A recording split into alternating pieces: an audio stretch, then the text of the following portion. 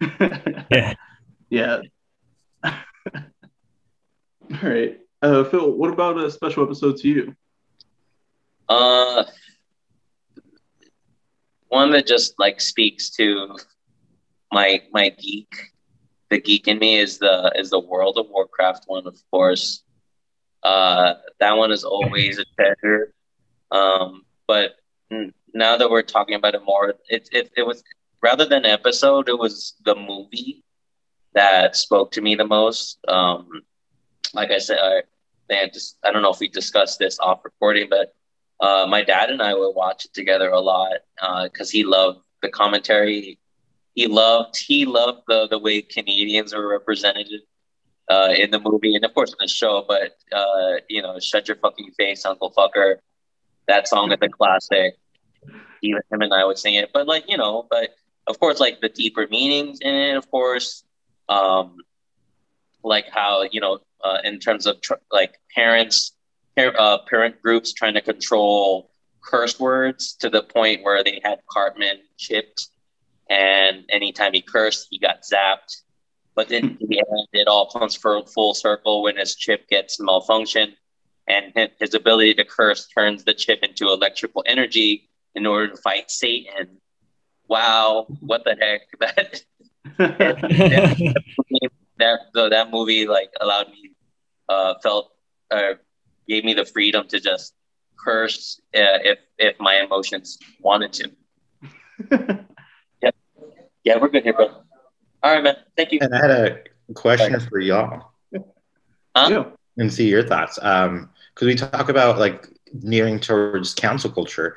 South Park has always been the envelope of pushing and being a controversial thing where I think it gets to the point where we know it exists and we let them say anything or do anything. But do you think South Park is there anything untouched that they're unable to talk about, make a joke about that would scream cancel culture to stop them? Because throughout the beginning, ever since they've started, parents have petitioned for them. And then one things I can look at is like a few episodes, like the controversy of they were going to reveal how Muhammad would look like, and that was like a whole nation of people were furious on that. And that was going into like a religious sense. And then also what I could think of is the Wheel of Fortune episode where it was people that annoy you.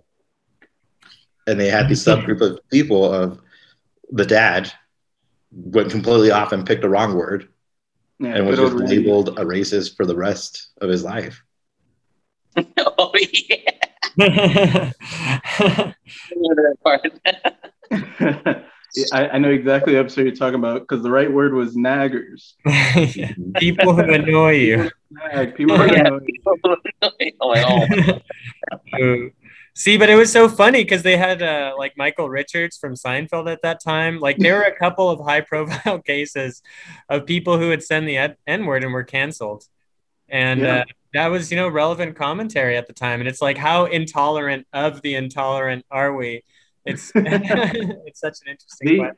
they even made a joke about that on one of the episodes where because they took like the very country redneck and they were saying like we don't take kindly to people that don't take kindly to people. Yeah, yeah. No, and it was so hilarious to see that from the other side. Like I think I love in my that South opinion, I Park think isn't afraid to say like oh, yeah. to call out the groups that are the groups who are claiming that they're in the right. That even if it is a worthy cause, you're still fighting for the cause in really shitty ways, And I think like if there was a role for the South Park media franchise in itself for humanity, that it's the jester.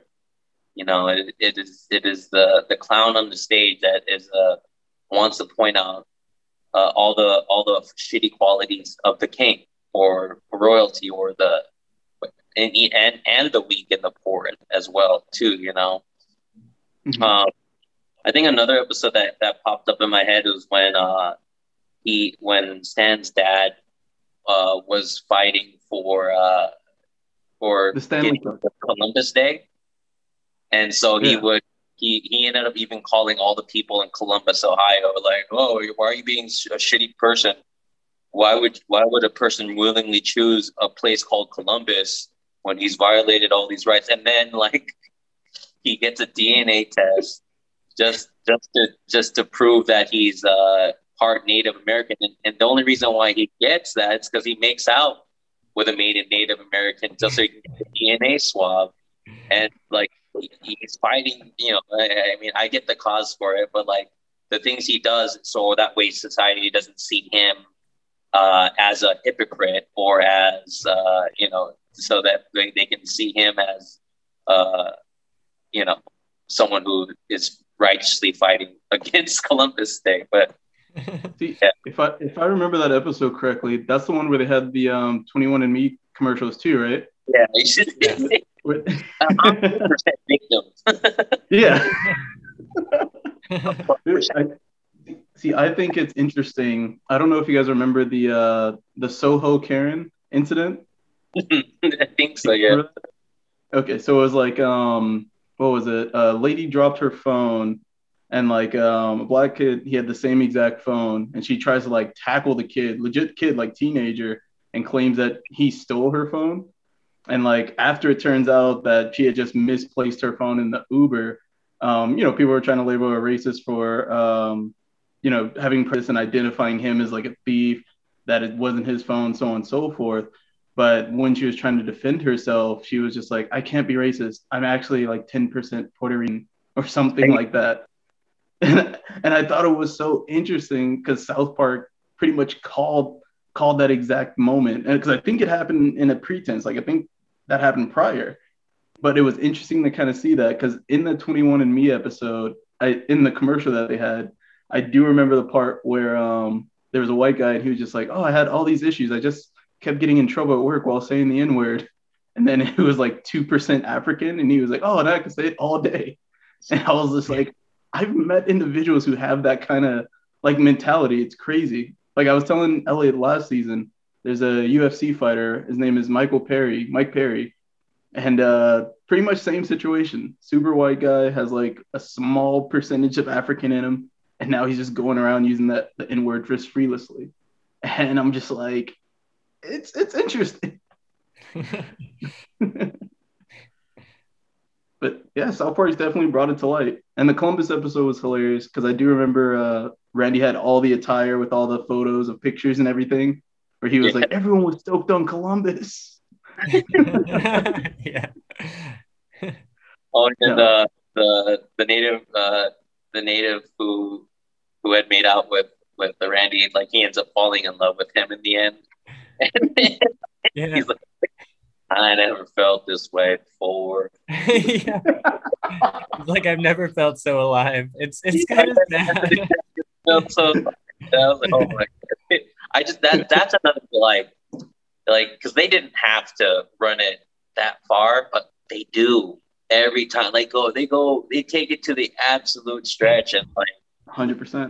It's honestly really satisfying to watch when they can do that really well, and they have a lot of episodes that do that too, for sure. Yeah. So I learned about their writing style, and they've been like perfecting this over the seasons. But they were basically saying that when you have a scene and then it's like a beat or a skit, and then it's supposed to go like and then, if you can put an and then in between the scenes, they're like, it's boring. Don't do it. They try to replace every and then with either but or and therefore. And when I have that in my mind while I'm watching it, I'm like, oh, this but, and then oh, this and therefore.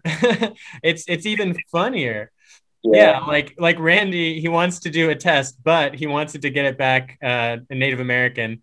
And therefore he makes out with a native, and therefore the native falls in love with him, the Native American. It's just like it's so silly but they figured something out. And speaking about just the creating process, I watched a documentary of like how they did episodes back then, of just the frame by frame shots and how tedious and how long it would take to film an episode, and even with technology. And now with all the technology, I feel like it takes them less than a few days to put everything together. So I know they call it like the war room, where they film an episode within 7 days, and they can produce it so quickly that they can jump out if something happened last week on the news. they can have an episode within that week displaying or talking about that episode, which is a crazy way to have, like, to keep up with current culture and make a statement on it. Oh yeah. Well, I think also it's like they were able to, absolutely, what's the word I'm looking for? Like perfect their brand and like their actual style of animation. Because when you look at it compared to modern technology, like their animation hasn't changed too much. Like it's advanced, like it's much clearer. But I think they chose like a very simplistic approach that allows them to kind of further the simplicity that technology is now giving them. Because mind you, a lot of the characters, they still hop like when they walk around and stuff. Like they don't actually use their legs. They just like pop, pop, pop, pop. And it's like Phil mentioned earlier with the Canadians, is like they still just use the flapping heads. Like all they have to do is just be on beat with the syllables. But I think since they chose that early on when it was more of a requirement for them, I think they actually get to reap the benefits of being like the first movers to really perfect that style and really bring it to like a mainstream. Because when you look at the old South Park, when tech wasn't that good, you can see like the little paper cutouts they'll have, and they actually have like the little shadows underneath. So now the only difference is the shadows are gone, but the little paper cutouts are now digitized. But the same movements, instead of them manually dragging it, they just said like, oh, let's manually do it with a mouse now. But it works. Yeah, I didn't like that animation style at first, but then it grows on you and you see how funny it can be. Oh yeah, and it's unique though, because that all the other like even now with all the adult animes and animations, it's like you see they still have the more fluid approach to them. Like they want to make it as humanistic and realistic as possible. But South Park, they're just like, nah, we don't have to do all that. Let's just keep what we're doing. Have everyone jumping side to side as they walk. True. Like Elliot, what were some of the episodes that stood out to you? Gosh, there's really a lot. Like I would say, more than a dozen that stand out, but just something that I thought was funny and relevant. And like one of the cases where they actually changed. So they had an episode with Al Gore going way back, and it was about Manbearpig. And it was like the imaginary threat. And it was like half man, half bear, half pig. And it was just so silly, like 150%. But that episode, there's like no Manbearpig. But that was supposed to be a stand-in for climate change. And they later, like seasons and seasons later, when they changed their mind about climate change, they brought Al Gore back. And that episode was just hilarious. I just remember that scene. Manbearpig, he rips into a restaurant and he's like killing people, and there's a guy sipping, he has his wine and he's like, Sharon, what are we going to do about climate change that nobody else can do? Like, and there's still China. And then Manbearpig like eats them. Oh gosh. I just think that was really funny, and the way that they portrayed it, I think it was great. I think that was also one of the few times where they were openly apologetic and admitting to them being wrong too. Exactly. Because even the characters themselves, because they went through the motions of apologizing to Al Gore, and Al Gore was like, "No, come back when you're cereal," and he was like, "You're not cereal." And the entire time it's like, yeah, I love how they brought it back, because like you said, decades, like years and years have went by, but it still shows like the relevancy of how they're adapting with the show as well. Like as the creators, they're bringing that evolution of them into the show and making it more modern as well.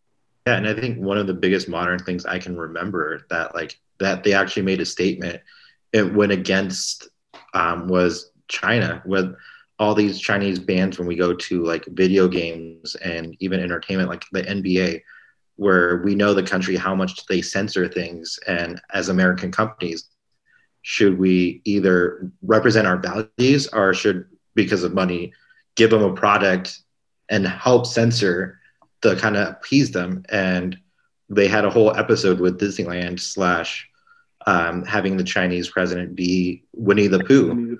And one of the things that they said as an apology from Matt Stone and Trey Parker was, like the NBA, we welcome Chinese censors into our homes and into our hearts. We too love money more than freedom and democracy.